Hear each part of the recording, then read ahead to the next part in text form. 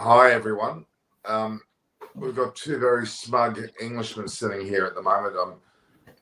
They think now that they're gurus for predictions by the looks of things. And it actually is true. I must say up front, this is Norman Kochnick from Eyes on Cricket. We've got hopefully some very good things to talk about today. I mean, the reality is, Chris Vernon, you were spot on. You said 6 or 7 for 260, and they were 6 for 257, which pretty remarkable. Let's be honest. From the start of the day, I wouldn't have said that would have been the scoreline. You would have think they would have lost less wickets. The likes of Pujara, of course, he certainly was rather unlucky the way he got dismissed. But then somewhat of a haphazard shot from Gill. The likes of Kohli got a good ball. I don't quite know what Kohli was doing because his bat was very turned to cover almost point. It didn't seem to be, and the ball hit the insides of the bat and it didn't really spin. So had it spun, it would have beaten the bat altogether. So I'm not sure what he was doing with that shot. It was rather unusual. Great catch. In fact, there's been great catch. This is a great example where catches can win matches because the one that,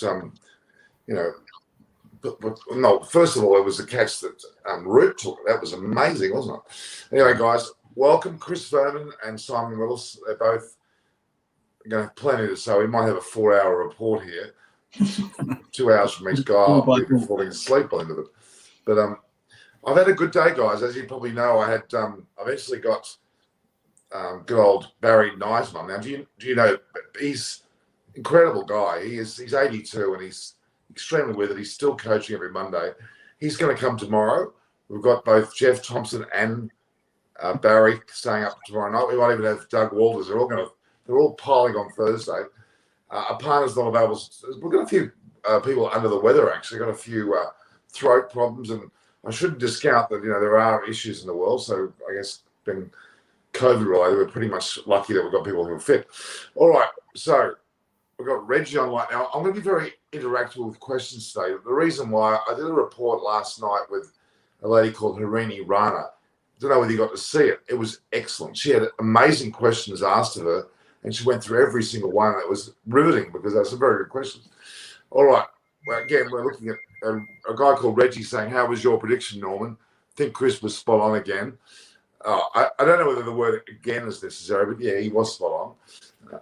Reggie, is that your brother or something, Chris, by some chance? Or is that some guy from that Vine? I think he's just a viewer. He's obviously, he watches a lot. And, clearly he's just agrees with some of the stuff we've been saying, that's all. And the other thing is that he says, fine for Punt to come in and have a slog, but his team needed some good determination. Well, I would disagree that he batted fantastically, Punt. You need him to bat that way because he could turn a match, can't he? So his batting was predictable. It was the people above him that were the disappointments. I mean, Gill, Rohit Sharma, and even Kohli were pretty disappointing, and Rahane. Rather unusual shots. All right. I've said enough. I'm going to hand it over to you guys. Start with, give Simon a go. Simon, you go first. I think you've got your brand new England top on. What's going on here? Well, you got to take it while you can, Norman. We've taken it over the years, so let's really enjoy this moment. I think England will be sitting in their dressing room tonight, on top of the world. I would imagine, to take 6 wickets today after that batting performance. Would have been outstanding, and all being the top 6 of the Indian batting lineup, which is even more crucial.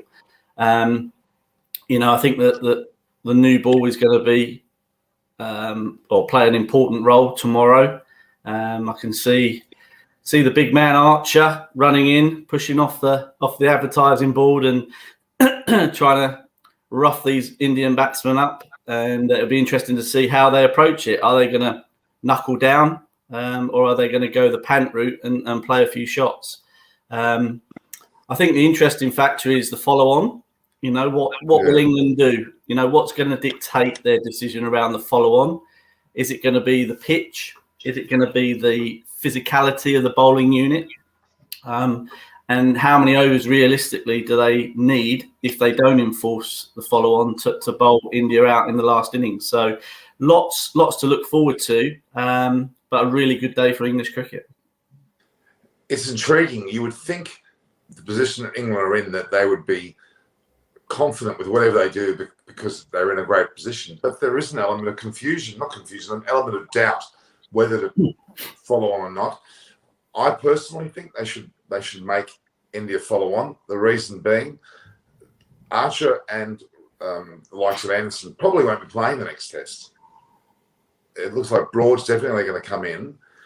It could well be that Wokes might come in. Who knows? The reality is they may actually do a rotation. So they should let the two go and really give it to India while the opportunity is there. And I don't think they've got enough time to bat and then send them back in again. There's some doubt. If Washington Sundar and Ashwin bat through the first session as best they can, the pressure is on in terms of time and time only. So, I would actually argue that I would think they should not. Sorry, they should follow on and get them to follow on. This is my thoughts. How many overs do you think England would need to bowl India out in the last innings, though, Norman? Given what you just said there. I would say they definitely need at least 4 sessions and probably well into the 5th, which means if that's the case, they've got if Washington Sundar and the like get stay on for a fair while, that's going to make that time so short that is it going to really serve a purpose going off the field and back on the field? I don't know.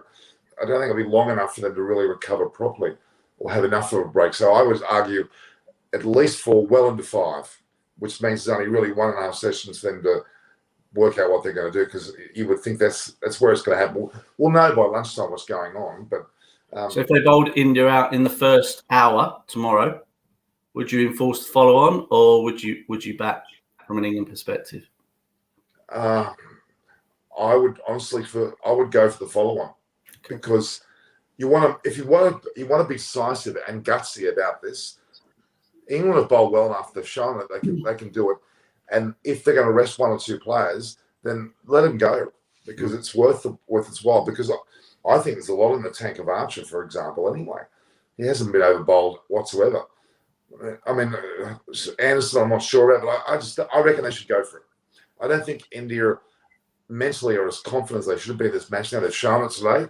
They've got to take the chance. What do you think, Chris?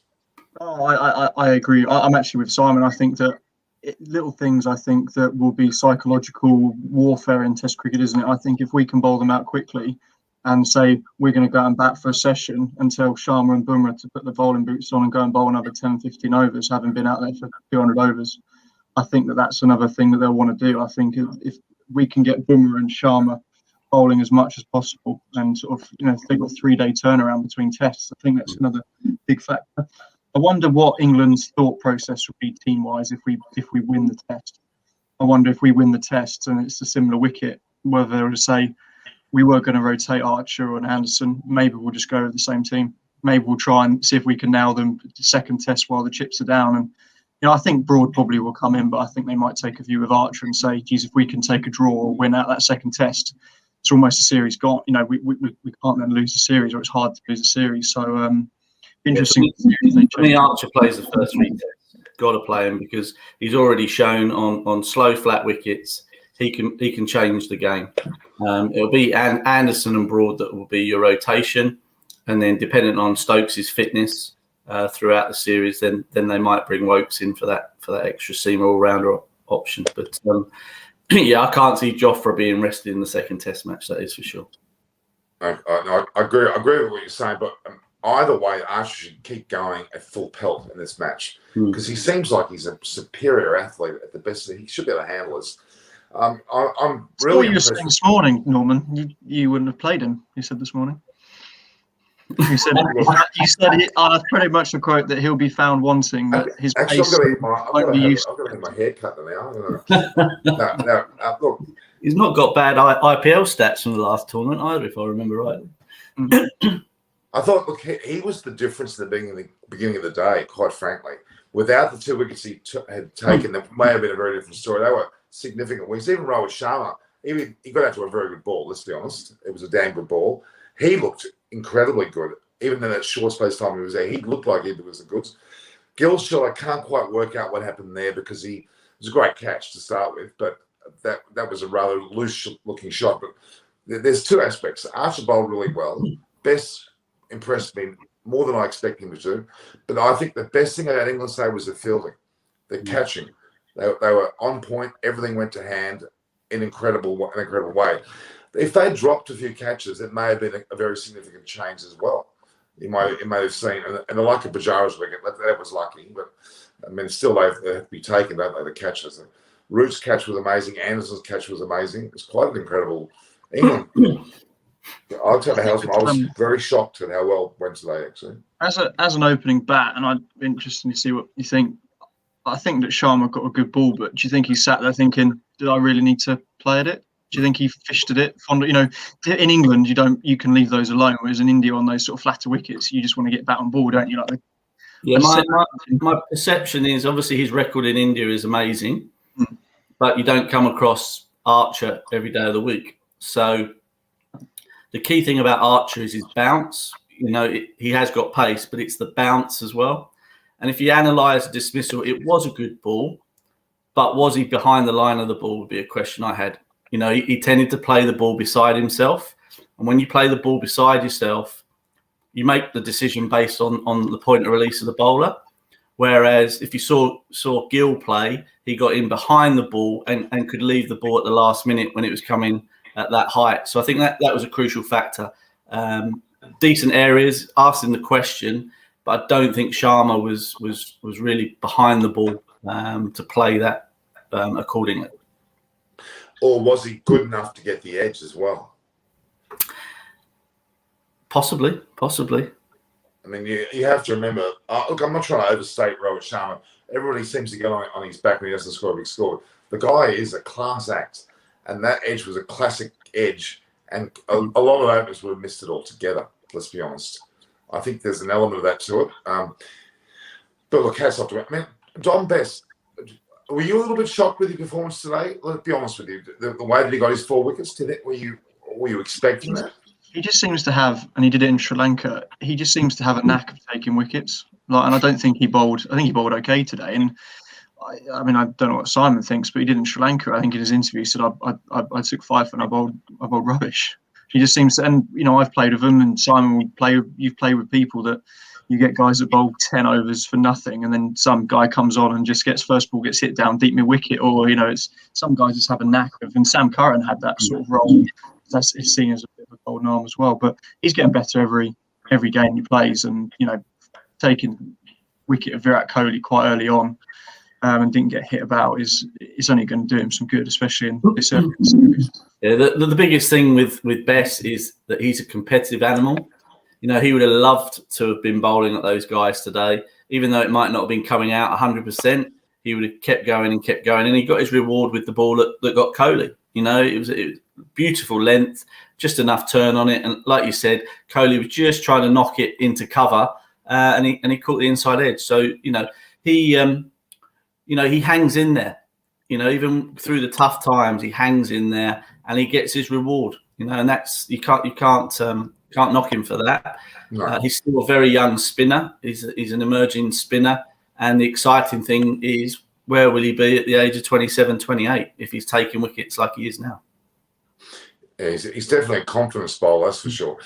Look, I must quickly turn to Rishabh Pant. Look, I love him. I mean, his batting performance. Admittedly, he played a rash shot, you would argue, but don't you love the way he bats? He was more than a run of ball in those conditions, and admittedly, it's more of a batter's wicket. You have to argue, but the way he did it was just magnificent. His partnership with Pujara, yeah.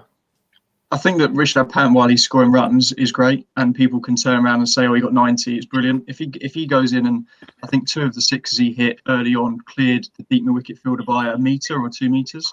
If he goes and does that 3 or 4 times in a row and gets out for 10 off 6 balls, I bet you and the pundits and all the fans won't be saying, "Oh, it's great, it's how he bats." You know, while he's getting 90 and hundreds and 80 not out, it's fine. You know, the end justifies the means, but at some point he's going to do that 5 times in a row and get nothing. And then I bet that the attitudes change towards that, is what I'm saying. And you know, there's been people. Peterson was one of those players.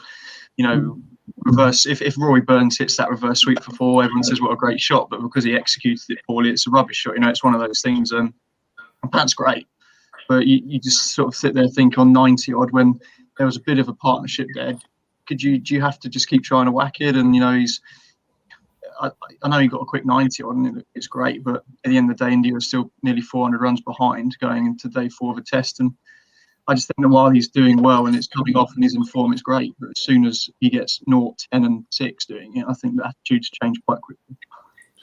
If you compare him to, say, Gilchrist, the way he bats, Gilchrist had a similar approach, very similar, but he used to go on with it. He wouldn't get that many nights if we get a lot of 150s, wouldn't he? So I guess that's the benchmark a little bit for a keeper batsman. Yeah, Pujara was unlucky. He could have easily have been there at the end of the day's play had he got over that. He's a very important part of the team. Rahani's shot was rather unusual. There was an element of, I don't know, there was something. I think, there may be more pressure on those blokes than we first thought. I guess anyone sees a total of 578, and you're going to scratch your head a little bit, aren't you? And you're going to be under some sort of scoreboard pressure. But it was interesting. So, in your opinions now, having been such a guru, Chris, with your score of 6 for 260, which is only 3 runs shy of what they actually got, do you think England are going to win? I think it's going to be tight. I think it all comes down to what that I said yesterday or the day before. It's that first hour tomorrow, second new ball. Shane Archer dropped Sundar in the last couple of overs, but no, it's interesting. I said this morning, and when we were on, and I think it played a massive role that the comments, and you were saying that it's a fairly flat wicket, and these guys are great players. And as I said this morning, I don't think any of those players in that Indian top 6 would have ever batted in India after fielding for 2 days, having with 600 on the board. And to go out, that's a massively different. And some of the shots, Sharma played a bit of a, he got an all right ball, but I think it was a bit of a waftish, loose shot. And I think that Gill played not a great shot, and maybe 2 days in the field. It's by Rahane's sort of miscued drive. And, I think this is a unique test for India, because I don't think they ever would have been in that situation before. And England is sort of justifying Joe Root's decision as long as possible. Yeah.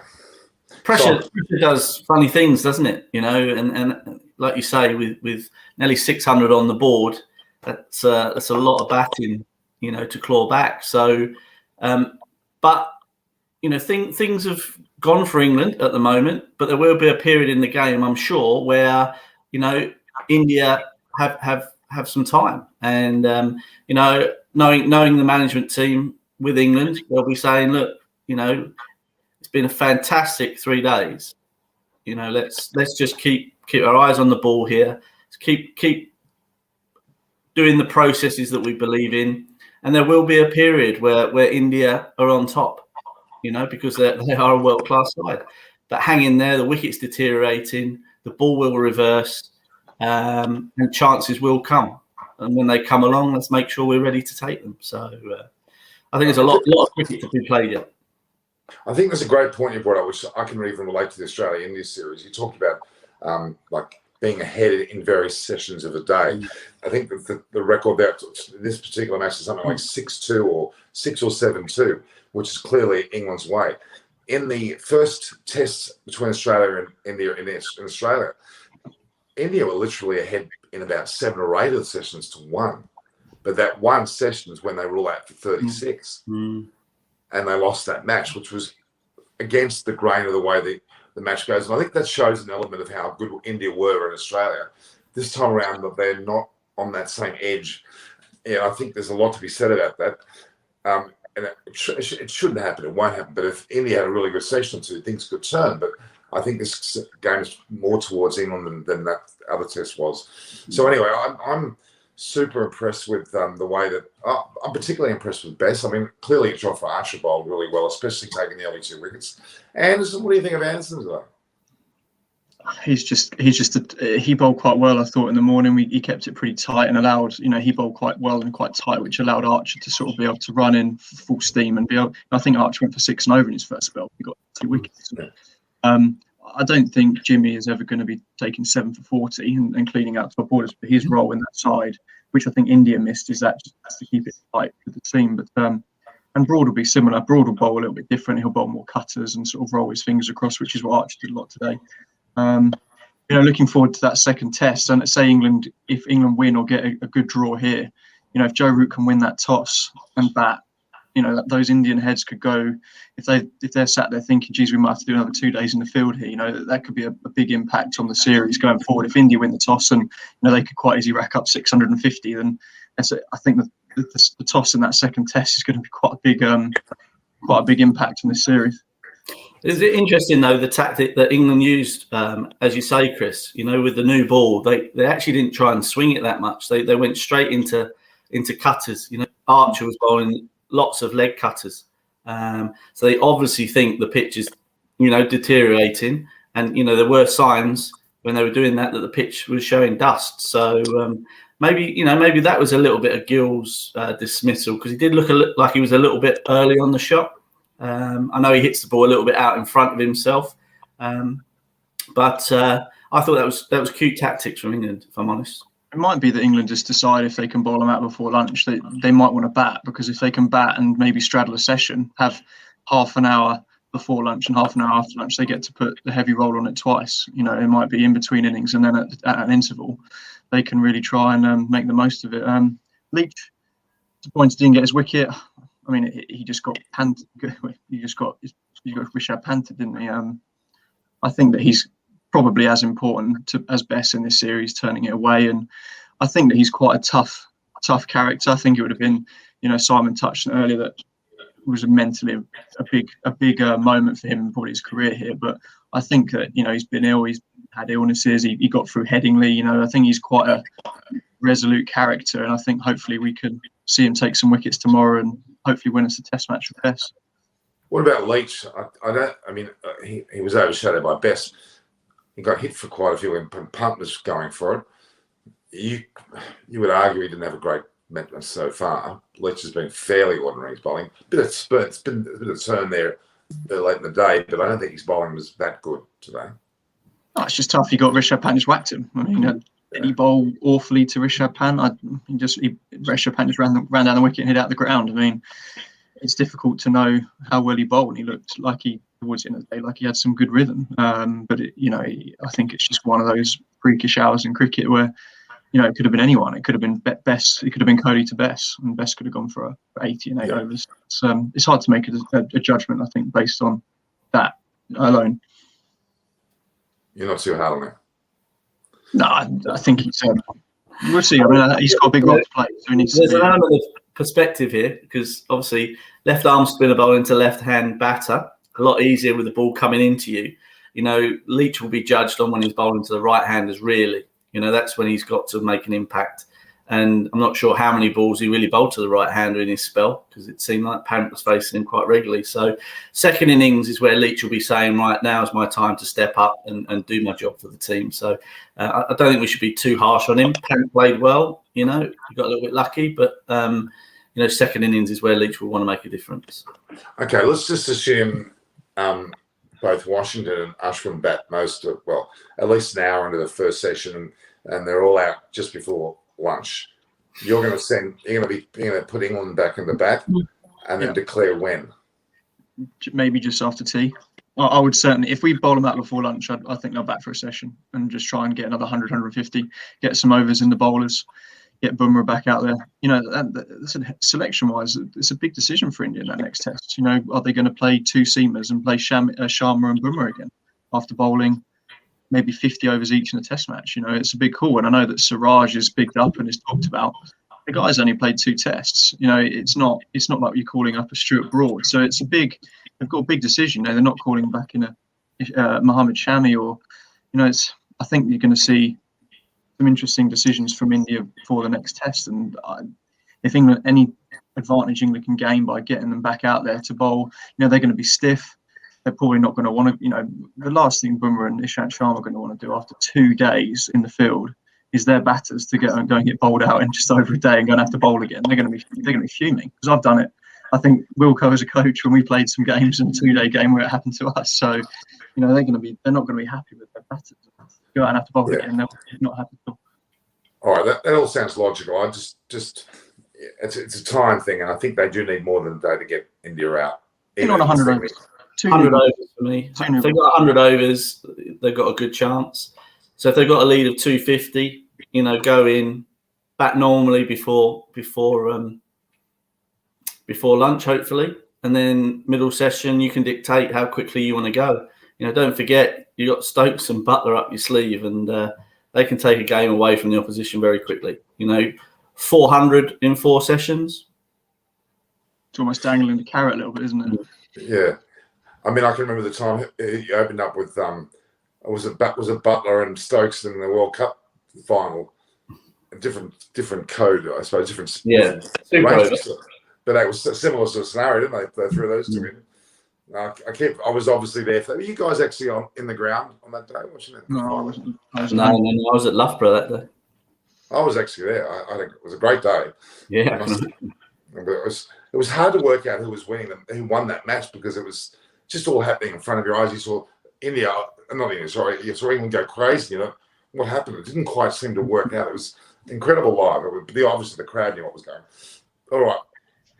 Let's look at some of the questions here. There's been questions about India played poorly. They didn't play as best as they could. To say they played poorly is a bit too hard. Why? Because of what you've just said. They were in the field for 2 full days, and the drain upon them was difficult. I think Punt, even though he got 90, it still batted well. Pujara looked very solid. Washington Sundar looked pretty good too, actually. The disappointment was around Kohli and Rahane in particular. Yeah, it's a bit of a shock. Down to the little 10%ers, Stokes got dropped twice, one-handed catches, Pant missed a stumping or dropped. There's a few misfields. England have taken their one-hand shot. It's pretty hard to take 20 wickets in the subcontinent. You have to, all the little 5%ers seem at the moment to have gone England's way, and they're making the most of it.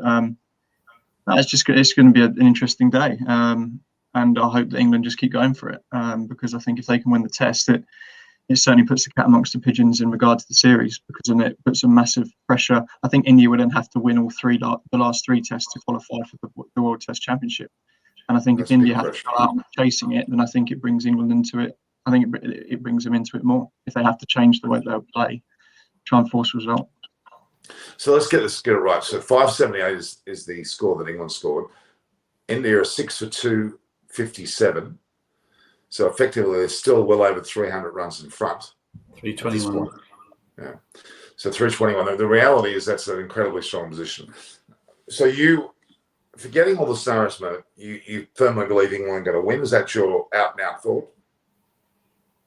I think that it would. Well, I backed the draw before the Test series, so I'm still hoping on the draw. I think they must be favourites to win. I think that looking at the 3 wickets fell day 1, 5 wickets fell day 2, and 8 wickets fell today.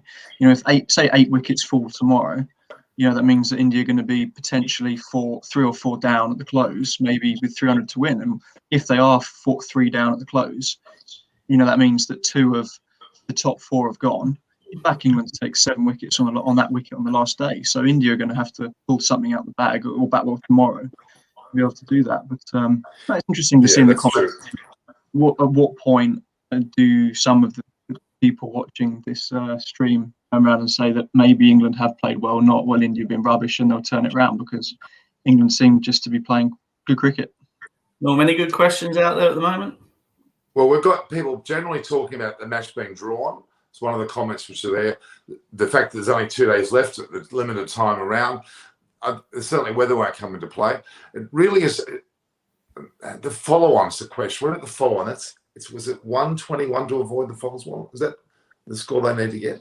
No. 221. Yeah, they need 121 more runs to avoid the follow-on. 121 more to follow. So that's by no means is it. Well, it's not likely, but it's not impossible. That would be an intriguing scenario. That 121 could be very significant. If India's mindset is around scoring 121 and the batters have a total in mind of 121, that could be extremely significant regarding saving this match, wouldn't you think? No, yeah, absolutely. they showed in Australia what they can do. So, you can't write them off by any means. But that new ball factor for me is crucial tomorrow. Yeah. The spell from Joffrey Archer could define the Test match in my book. So realistically, they've only got 3 bowlers to come in after these two, Sundar and Ashwin. It only takes one of these 2 to go, and that could topple over pretty quickly. You're right. It's intriguing. Again, England's keep on getting ahead don't they? The first 2 days were magnificent. This day is another day where they've gotten ahead. Yes, it's a rather difficult day.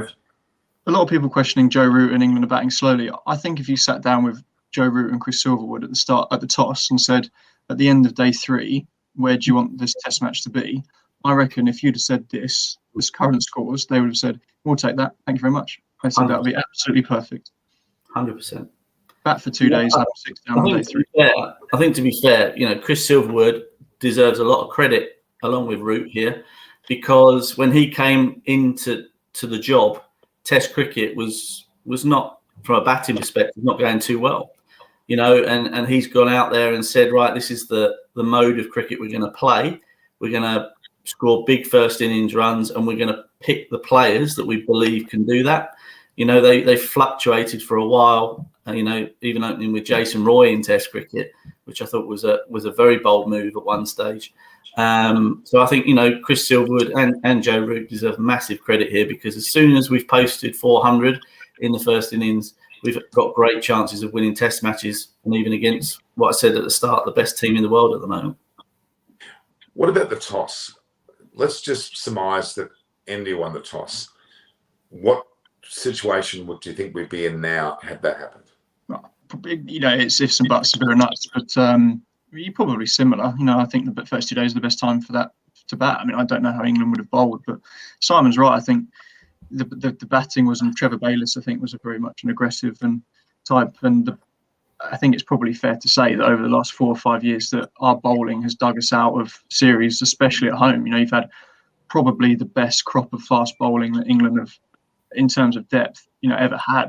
Broad, Anderson, Wokes, Archer, Wood. We haven't even talked about Mark Wood in this series, and Sam Curran's not getting a game. You've got Toby Rowland-Jones and Steve Finn, and they've not been in the picture for years, but they've taken probably 150 test wickets between them, and they're not even getting a look in at the moment. So it's good to see the batting is getting back to it. But there was a question in the chat for Simon. It was, what were your thoughts on Rishabh Pant and how he batted?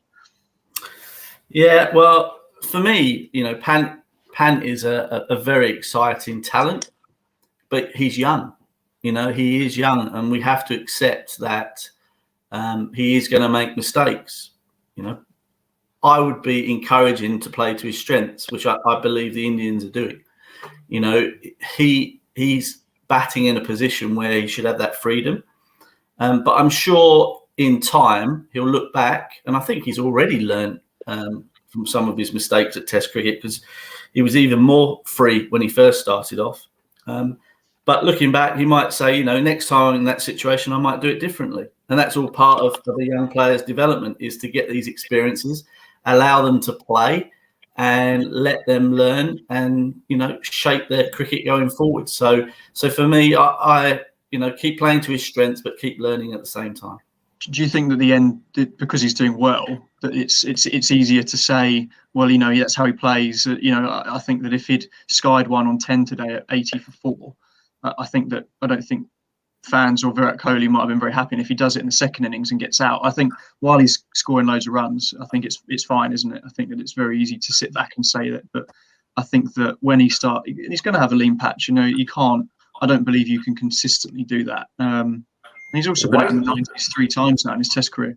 I bet he's probably Wade's a good example. Wade's a good example that where he's been getting out really poorly, a la, you would argue, like a punt could go out, and he's dropped now. He's not even in the squad. So it's interesting that could happen. You've got a good point. But you can't stop him now. You've got to let him go. You've got to let him do it the way he's doing it. And he will learn, and he'll become sensational if he develops in that manner.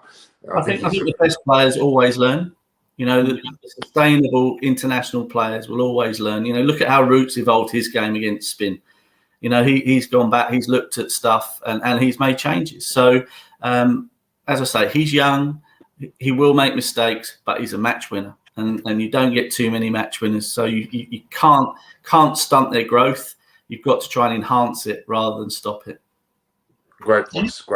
Do you think, looking at Shubman Gill bat, and I've seen him bat in the Australian last test and here, do you think the way he bats, he's going to fall into that Virender Sehwag type of role? I seen him bat twice, and you look at him and think he'll score run and ball hundreds opening the batting in Test cricket. I mean, the shots and the technique he has, and he's obviously very aggressive. Do you think he's could be the new Stewag? I'm very lucky. I saw Gil at a very young age play in the Asia Cup in Sri Lanka, and also Sri Lanka. We had tours against India under 19, so I've seen a lot of Gil and Shaw at the same time. And Gil just technically looks fantastic. You know, he looks technically good, but also he knows how to get big scores. So yes, he does score a good rate. And, you know, I think, big quote, but I think he will finish his career as one of India's legends of the game. That's how highly I rate him. What about Shaw, though? He was given all these accolades above Gil. Yeah, it's interesting with Shaw. Again, one of the big things about these young Indians is obviously the IPL. Now, if you get a little bit too obsessed with the IPL, i.e., maybe doing too much power hitting, that can have an impact on your technique. Now, if you saw James Vince bat in the Sixers, he hit a shot over extra cover for 6. That wasn't power hitting, that was just clean striking. And I think there's a danger that people become obsessed with power hitting, and that has a massive impact on your technique because your hips come through too early, and with a moving ball, that's how you get out. So for me, Gil is a proper technician. Shaw's got the talent. He's just got to work out now what is it? What's the root cause of his issues against the red ball? And I think it's that. I think he's just focused too much on the T20 game. Get back to basics, and he'll come strong again. He's going to have a tough year, pretty sure, because I'm assuming, they've got 5 test matches in England, which, probably Australia and England are probably the big series for India in terms of actually seeing how good your batters are, because I'm assuming they won't bring Sharma, or Sharma might start, but I'd be surprised if he opens the batting in England. So it's probably going to be Shaw or Agarwal that will open with Gill. And, pretty sure might come unstuck a little bit. That the first main chance he's going to have had was against Cummings, Hazelwood and Stark on quick bouncy runs in Australia. And, even the best in the world can struggle there. And his second, his next chance might be on a green top against Broad and Anderson at Trent Bridge. And, not many people do very well either. So he's going to, if he comes through it and has a test career open the batting after this year, you're going to know that he's a good player. So, forgetting England for a moment, Rohit Sharma, do you think he's going to stay in the opening position? I mean, he's tried and tested and proven that he can't open the batting overseas, and I'm going to be controversial, but he averages 90 in India and 24 away from home. So he's just, I think he's a horses for courses selection, and he might come to England, open the batting, but I think he's one of those, like Simon said, with not with the IPL. I think he's got that technique where he trusts his eyes and his hands a lot. Like today, he's just used his eyes and his hands, and it's done a little bit, and that's why the Australians and the subcontinent batsmen often struggle, because they don't move their feet as much to the swinging ball, and that's why they nick it. I'll be surprised though if they drop him for the second test, because when you go into the first test match, unless it's injuries, you're going in with your strongest team in your mind. So generally, you will give someone a couple of test matches, to come good. And I think, obviously Sharma is well respected, particularly in India. So, I'll be amazed if they drop him after this test match. It'd be interesting what their thoughts are with the keeping slot. Do they see Rishabh Pant just to concentrate on his batting? And he didn't have, I know they only fielded for 10 overs this morning, but I think there was a couple of 4-bys and he missed a stumping. And they've got, KL Rahul there, who's got lots of test match runs and lots of one-day runs. And they might see if Sharma's out of form that maybe Rahul can come in to open the batting and potentially take the gloves. So I think he's I haven't seen lots of him keep, but there's an argument that he's a better keeper than Pant. So it's an interesting slot what they decide to do there. But yeah, I agree with Simon. I think Sharma's a game changer in India, and I can see. Just quickly add, Barry Knight was on early today, and he spoke about KL Rahul because he actually coached him 2 or 3 years ago in Bangalore. And KL Rahul, he had a good long chat with him. It was more than 2 or 3 years, more like about 8 years ago. And Rahul was not even slightly considered a keeper in any way at all. He made no inference to being a keeper. Barry's a bit amused that he's actually keeping it all. He saw no signs of that. Very good batter at the time, a young player. So it's intriguing how he's keeping more now. But yeah, I think you got a point. If they could well bring him in to keep and let Pant be a batter, and I think that would be a great great way of freeing up punt, maybe just to be a batter and leave it at that. One other question we've got, which I have to mention, which is left field of this game, wasn't it amazing how that Mayer scored a double century in the 4th innings, that's the first time it's ever happened in any format, at any level. Debut time scoring a double century in the 4th innings, certainly not anywhere in the world. It's quite an incredible stat and quite an incredible result. I was quite miffed when I saw that West Indies actually won that. And they picked their best side and took the side that they thought would win a Test series, Norman. And I know that you didn't think that, but we said that. I'll get the replay out on that one, Chris. You were damning about them too. You were the one that was bloody well damning about it. You were saying, "Oh, look, I said it's a shame that the West Indies weren't very strong, but well, their strongest players playing in the T10 in Abu Dhabi. Well, I don't think any of them would be playing Test cricket, would they? I don't think Chris Gale was still going to be has any interest at all in going out. I'm just really pleased with West Indies cricket, if I'm honest, because they have had a tough time in Test cricket. They've had issues with players who refuse to travel because of COVID, which is fair enough. Totally respect their decisions. But it's created opportunities for others. And this young man has grabbed his opportunity. Full credit to him. And hopefully this will, inspire some West Indies youngsters to take up the game and play the longer format, which they've been struggling with for a while. There's a comment saying that Mayers' first-class average is 28. That's right. And to go in probably the hardest conditions. Sri Lanka and Bangladesh probably the most hostile spin conditions. Would that be a fair pitches-wise? Yeah, I think, if you know the West Indies pitches now from a domestic point of view, because they've been struggling financially as a game, the pitches aren't that great. So if you see the amount of overs bowled by pace bowlers nowadays, it's not as many as it used to be. Spin dominates. So to average 29, it's probably low 30s in a country with better pitches, but still an amazing feat. To go in and do that under pressure as well. Full credit to the lad. So let's just be careful. There's a comment there, I think, Reggie, that he's not a youngster. He's 28, 29. So he has had some age, a little bit of age on him, not much. It was still it's great to see Test cricket when we were all not talking about that match. It seemed to be just chugging along there, and it's turned out to be a brilliant result and quite a record breaker, which is amazing to see. All right, can I go through some other comments? South Africa and playing Pakistan as well. That looks like it's getting rather close. They're making a fist of it. I'm just looking at the scorecard now. I don't know if it's updated, but they need 380 to win, and they're 140 for one.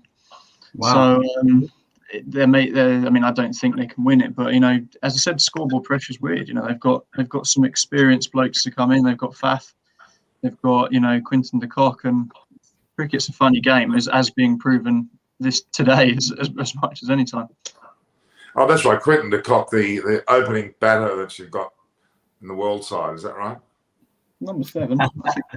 I saw a stat the other day. I saw a stat on Quinton de Kock, and 4 of his 5 Test hundreds have been when South Africa were in a crisis point. So he does score important runs, and he's had a quiet series. And he's a sort of guy, Simon will probably know more than me, that he does tend to, especially the Saffers, once they get their mind to something, he's a sort of bloke you could see turning up tomorrow and potentially, I think it's his last Test as captain. I think they announced that he's being taking his duties off him. So, it's South Africa to turn that game around. You could have Australia chasing that at the Gabba, West Indies chasing 400 in the Test, and South Africa chasing 390 tomorrow in the space of 3 weeks would be some advert for Test cricket. It's interesting, though, isn't it? In this bio bubble world that we live in at the moment, the stats have told us for years that it's tough to win overseas in the last 4 or 5 years. But in the Premiership football and in the cricket world at the moment, it's going the other way. Teams are beating each other more than ever. So I don't know if that's to do with the lack of crowds and being in the bubble. I don't know. Well, certainly the lack of crowds will have to be a significant matter there. But it is interesting when you have a team travelling and they bond very closely. It has to help the way they play. Certainly, even if you're on difficult conditions, if you're together bonding, that only improves your ability to play when you're travelling. Do you think in serious question, do you think that India would have beaten Australia in front of 120,000 people at the MCG in front of a packed house at the Gabba? I personally, I don't see it, and I'm not taking anything away from India, but I think that half of the reason that the Gabba is a fortress and so is the MCG is because of the atmosphere. And same in India. You're going to have Chennai packed to the rafters. We had Monty on last week, and he said it's huge. It's such a big thing, and it's same in football. Anfield packed out is an incredible place to play, and I think it's making them. I think that's the main factor why you're seeing more wins away from home at the moment. Oh, I agree. I totally agree. It's interesting that the Sydney Sixers match versus the Perth Scorchers, I was there. Fireworks galore, fire blazing, 75% full crowd. It took forever to get out. It felt like we had a bigger crowd than ever. And they were all Sydney Sixers fans because nobody from Perth could come over to watch anyway. And that crowd really affected the game. And it was amazing. It was great to be. The last time I've been in a relatively full stadium was back on March 8th last year when the Women's World Cup final happened between Australia and India. And Katy Perry was singing. And we had 85,000 at the MCG. That was the day before we had lockdown. It was the Sunday, the Monday was lockdown. It was an incredible experience. So, yeah, I had personal feeling of how good the crowds can be. Yeah. All right, so it does look like a lot of Indian supporters are wanting to talk about West Indies and Bangladesh. I wonder why. I wonder why you don't want to talk about I expected you to say that. I was waiting for one of you to say wonder why. If India were 600 for 3, I reckon they'd be wanting to talk about Mr. Rohit Sharma and Mr. Kohli. I'm going to make sure that you two are on. If India flog the English in the second test or something, I'm going to have you two on, and we're going to let all the people fire questions. We'll have questions about that bloody long. I think Simon and I are fairly realistic that we still expect England to probably lose the series. It's nice from our point of view. India haven't lost a Test match at home since 2013. They've not lost a Test.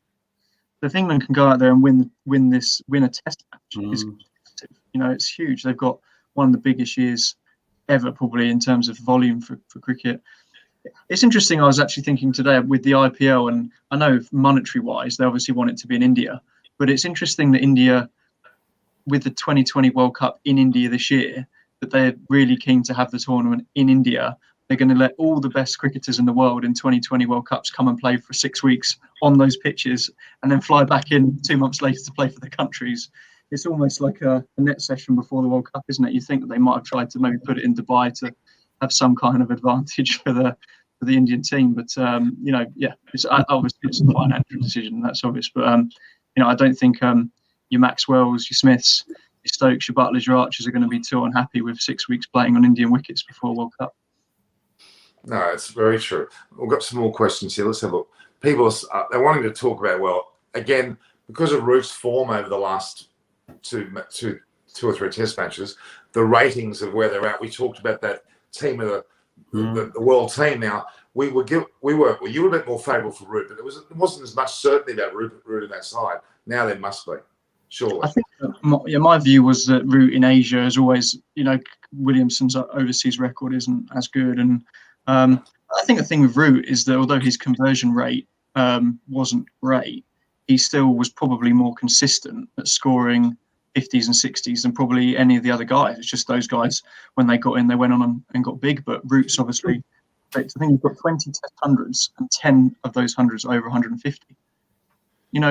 When he gets in, he doesn't get out. He goes big. So it's maybe something's clicked. Maybe he's realised that Alistair Cook's within his sights, and he can turn himself into a legend, I think.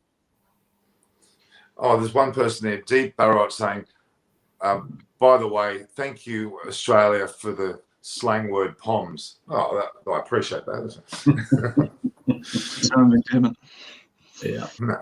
No, look, we do get good questions. We sometimes miss them. Again, there's a lot of comment about this match being a draw. Tell me I haven't actually looked at the percentages because they had that little percentage pie often on the side of these matches these days. What's the percentage of draw as opposed to a win? No, I haven't seen it, but the draw would still be the most likely result. I don't think it would be. I think England are favourites in this position. England have to be favourites. Yeah, they've got to take 14 wickets. They took 6 today. On a deteriorating wicket, that wicket is going to get worse. There's going to be 2 more sets of heavy rollers. England have another new balls. Right. Again, as you said, the first to second session tomorrow will tell all. If Washington Sundar and Ashwin can ink out runs at least the first hour and a half, it's going to make it. England have to be favourites. Yeah, I can't emphasise enough. The first session tomorrow will have a big impact on where this Test match finishes. But England will know that, and we said the first day that and this morning, India came out with tired legs. England are going to be pretty fresh.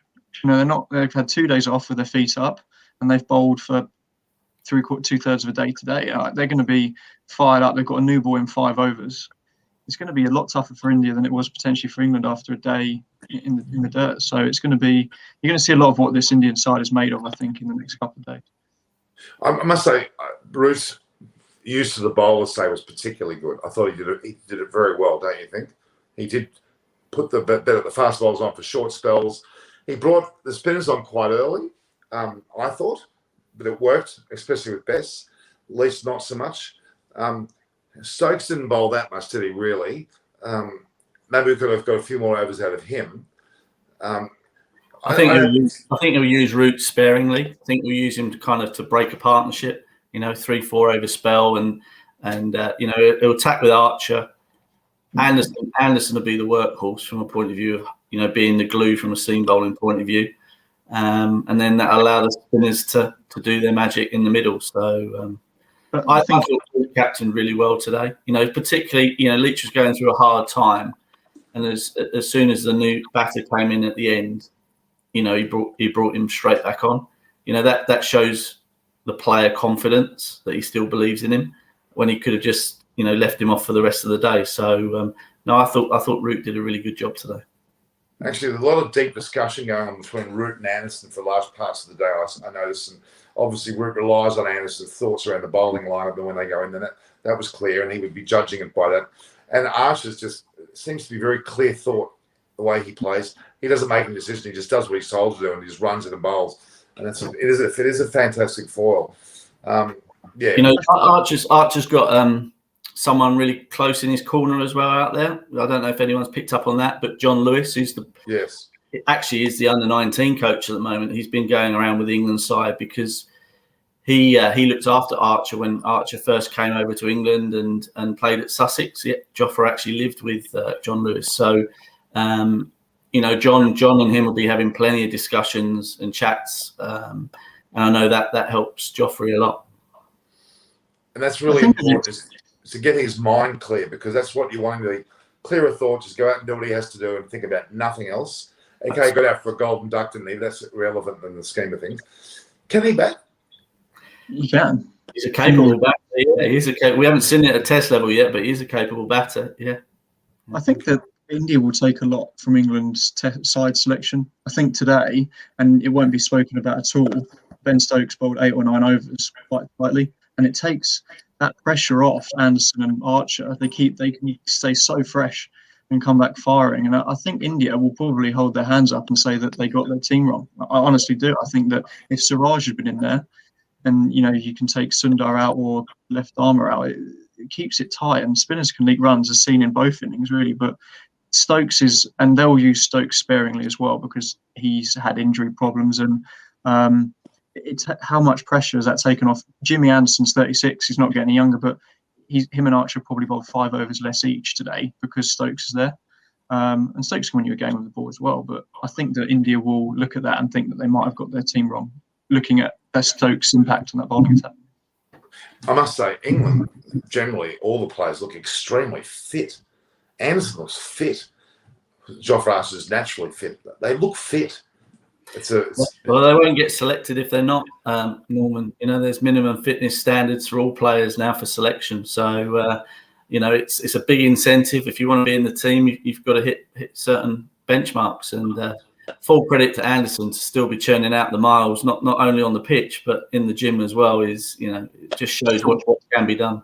You still have the desire to do it, not just 38. He's not batter. You can batter, you can possibly see, but to be pounding in at 38 in India in 5 days in that heat is a testament to how good he is, the longevity of the career he's had.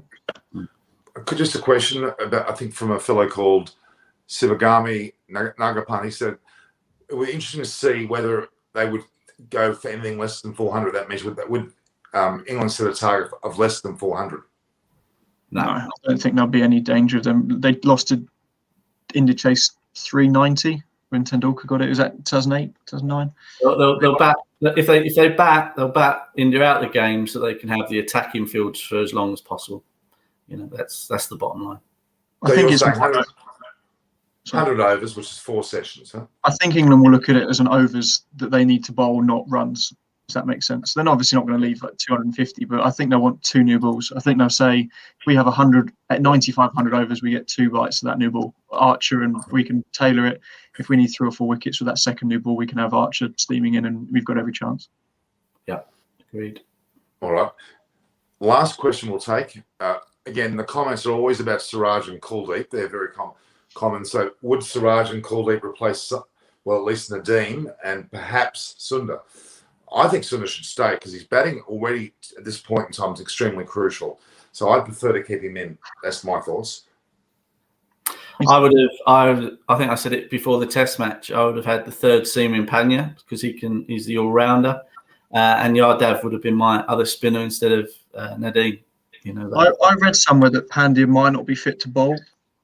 Right.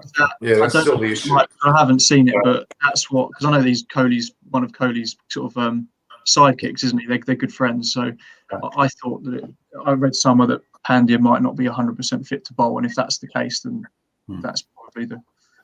I'm still wondering about KL Rahul. What's happened to him? Because has he been pigeonholed as a one-day T20 player and not even considered for Test level? He was sitting there quite happily. I saw him in the squad there behind the rest of them. I'd have him in there. I guess we'll have to wait and see. But as you said, I like the thought of him keeping batting high and punt just being free to bat. That could get, and not Saha. Saha can't come back in now, I'm afraid. He's got to be a backup for injury, not to be a main player, I think, even though he's a good player. I think the difficult thing for India is, and where England actually benefit massively, is that probably take Root out, our best batter bowls as well. Stokes picks himself as a batter and he bowls, and I think that's the big miss for Jadeja, is that he's a very similar role. Whereas now that without him, they've basically got to say, well, if we want Washington Sundar to play, we're sacrificing a bowling slot because he's probably not going to win you a Test match. So we're in a really good spot that Stokes is going to bowl you 20 overs a day, 15 overs a day, but pick himself as a batter. Same with Flintoff or both of them, is that you don't have to, a genuine all-rounder in that side really is worth its weight in gold. And if they were to take Sundar out, and Sundar and bring Siraj and Kuldeep in, that tail looks very long. It means that Ashwin's probably batting at 7, and that's a long tail. Yeah, it's interesting. I'm going to say this. We've got other questions coming through, especially around Rahul again, even Agarwal coming back into the side potentially, and even a comment that Rohit should be dropped. That won't happen, I think, quickly, but that's for sure. Okay, just the question of I keep saying the stability of a team. I know we've got the rotation policy happening with England, and India's got a very stable side, you would argue, at least with their batting. I'm still of the belief there's got to be a certain stability. Horses for courses, yes, but we've got to have a certain makeup. They've got to find a Pandya to get in that all-rounder position. They've got to keep him there. They can't, Jadeja's injured, but there's still this uncertainty. If they're always throwing 2 or 3 players for a position, that can't be healthy for a side. Competition's healthy, but having that doubt about who's in the side, you've got to have some momentum that you build up. Wouldn't you agree, Simon?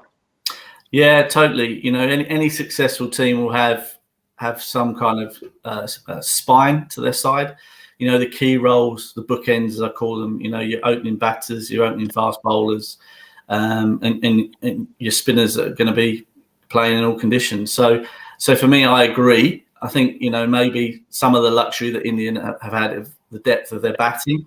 So they've, kind of fluctuated a little bit. I think, though, don't underestimate the loss of Jadeja. That gives you that balance to their team.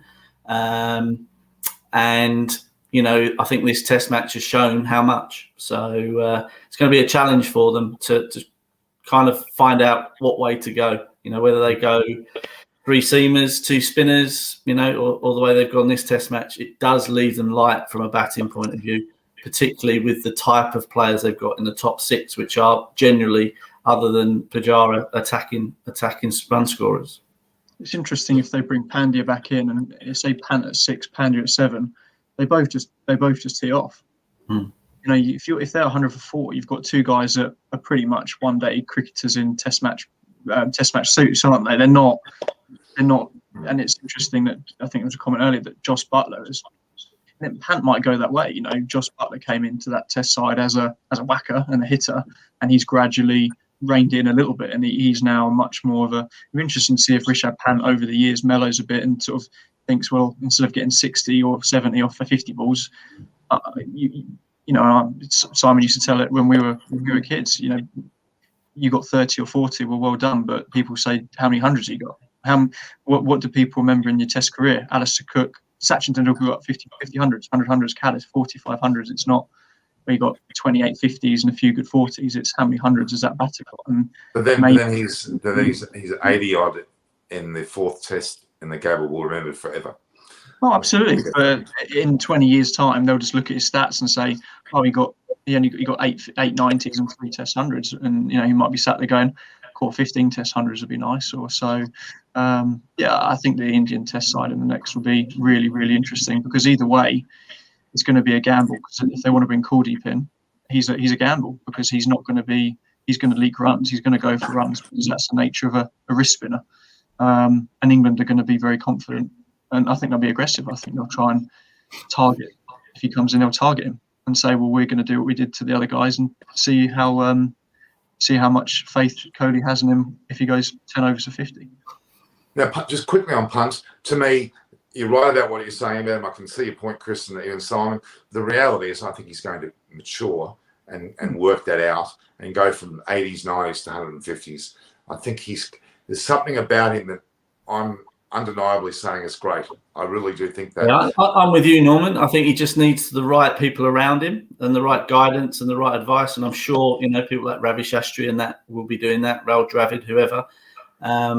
You know, the one area that I think he needs a lot of help and support is from a wicket-keeping perspective. Yeah. Because the danger is he'll think, "Oh, I'm getting runs and the wicket-keeping doesn't matter."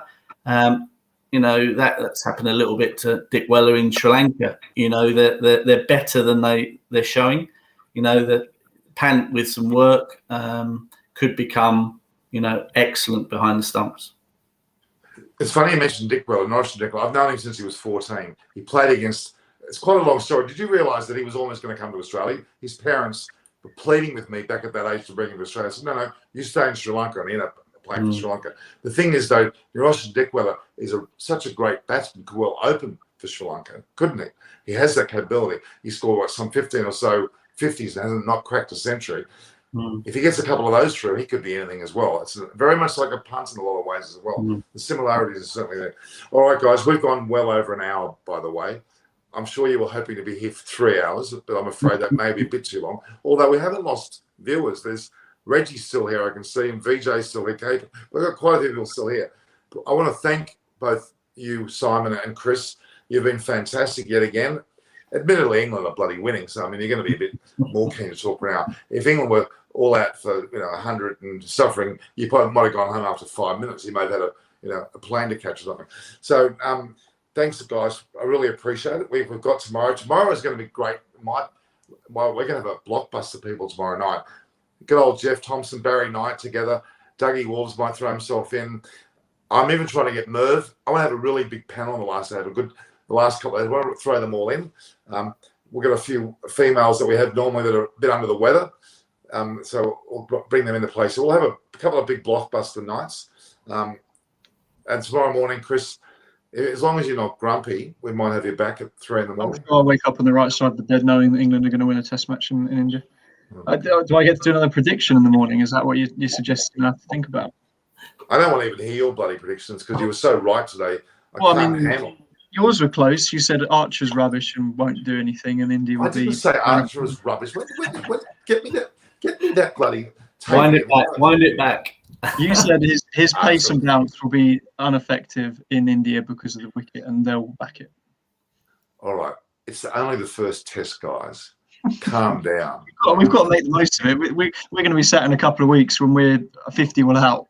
chasing I'm 500. I'm going It's to gonna bring happen on. in this I'm going to series. bring on every Indian commentator and every Indian ex-player in the second, third, and fourth test. You'll be sitting there. There'll be 95 people on the screen. You'll be in the middle like a little blip. You'll try and talk. You won't get a word in edgeways because they'll be gloating about Kohli and Punt. You wait. There's a very good chance that England will get annihilated in at least one test this series, and I would be very confident in saying that will happen. So while we're on top and winning, you've got to arrogant in victory, surly in defeat. Enjoy the moment, Norm. Enjoy the moment. Yeah, you got to enjoy the moment because I can tell you, I'll have a cast of thousands coming on pretty soon, and they'll be gloating bigger than you guys. I can never. At least Simon and I will be there when we lose. Then there's no where are the then you know. They're not keen to come on today, the Indian contingent, whereas we'll be there when we lose for sure. So I'm just framing this picture. There's three of us. Your head's quite big at the moment. I tell you what, when you got 95 photos around there, you'll be this little blip in the middle. You look like a 3-year-old. All right, guys. Yeah. All right, thanks, guys. A wonderful session again. Really nice to have you on. Have you again many times. All right. Thanks, viewers. We're going to say goodbye to Chris and Simon. Thanks to everyone. This is Norman Kostek and Eyes on Cricket with Norman Kostek. Again, sign off on a great night. Thank you very much, guys. Cheers, guys. Thank you.